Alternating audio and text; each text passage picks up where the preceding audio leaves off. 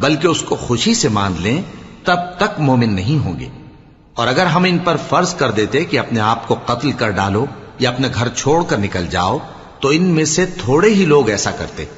اور اگر یہ اس نصیحت پر کاربند ہوتے جو ان کو کی جاتی ہے تو ان کے حق میں بہتر اور دین میں زیادہ ثابت قدمی کا موجب ہوتا، اور اس صورت میں ہم ان کو اپنے ہاتھ سے اجر عظیم بھی عطا فرماتے اور ان کو سیدھا رستہ بھی دکھاتے۔ اور جو لوگ اللہ اور اس کے رسول کی اطاعت کرتے ہیں وہ قیامت کے روز ان لوگوں کے ساتھ ہوں گے جن پر اللہ نے بڑا فضل کیا، یعنی انبیاء اور صدیق اور شہید اور صالحین، اور ان لوگوں کی رفاقت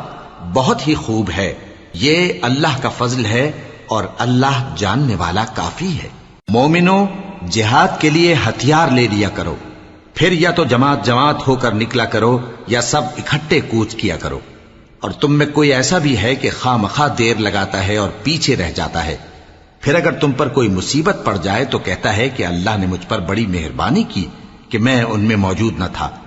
اور اگر اللہ تم پر فضل کرے تو اس طرح سے کہ گویا تم میں اس میں دوستی تھی ہی نہیں، افسوس کرتا اور کہتا ہے کہ کاش میں بھی ان کے ساتھ ہوتا تو مقصد عظیم حاصل ہوتا۔ اب جو لوگ آخرت کو خریدتے اور اس کے بدلے دنیا کی زندگی کو بیچنا چاہتے ہیں ان کو چاہیے کہ اللہ کی راہ میں جنگ کریں،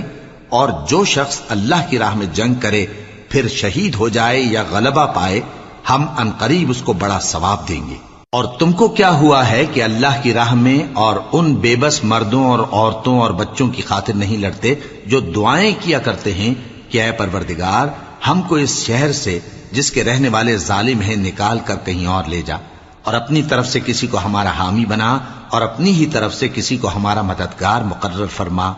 جو مومن ہیں وہ تو اللہ کی راہ میں لڑتے ہیں، اور جو کافر ہیں وہ شیطان کی راہ میں لڑتے ہیں،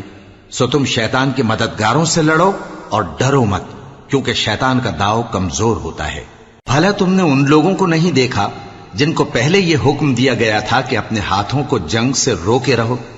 اور نماز پڑھتے اور زکوٰۃ دیتے رہو، پھر جب ان پر جہاد فرض کر دیا گیا تو بعض لوگ ان میں سے لوگوں سے یوں ڈرنے لگے جیسے اللہ سے ڈرا کرتے ہیں، بلکہ اس سے بھی زیادہ، اور کہنے لگے کہ اے اللہ تو نے ہم پر جہاد جلد کیوں فرض کر دیا؟ تھوڑی مدت اور ہمیں کیوں مہلت نہ دی؟ اے پیغمبر ان سے کہہ دو کہ دنیا کا فائدہ بہت تھوڑا ہے اور بہت اچھی چیز تو پرہیزگار کے لیے نجات آخرت ہے، اور تم پر دھاگے برابر بھی ظلم نہیں کیا جائے گا۔ اے جہاد سے ڈرنے والو، تم کہیں رہو، موت تو تمہیں آ کر رہے گی، خواہ مضبوط قلعوں میں رہو۔ اور ان لوگوں کو اگر کوئی فائدہ پہنچتا ہے تو کہتے ہیں یہ اللہ کی طرف سے ہے، اور اگر کوئی مصیبت پہنچتی ہے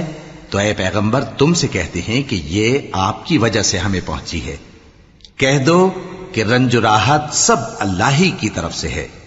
ان لوگوں کو کیا ہو گیا ہے کہ بات بھی نہیں سمجھ سکتے؟ اے آدم زاد، تجھ کو جو فائدہ پہنچے وہ اللہ کی طرف سے ہے، اور جو نقصان پہنچے وہ تیری ہی شامت اعمال کی وجہ سے ہے۔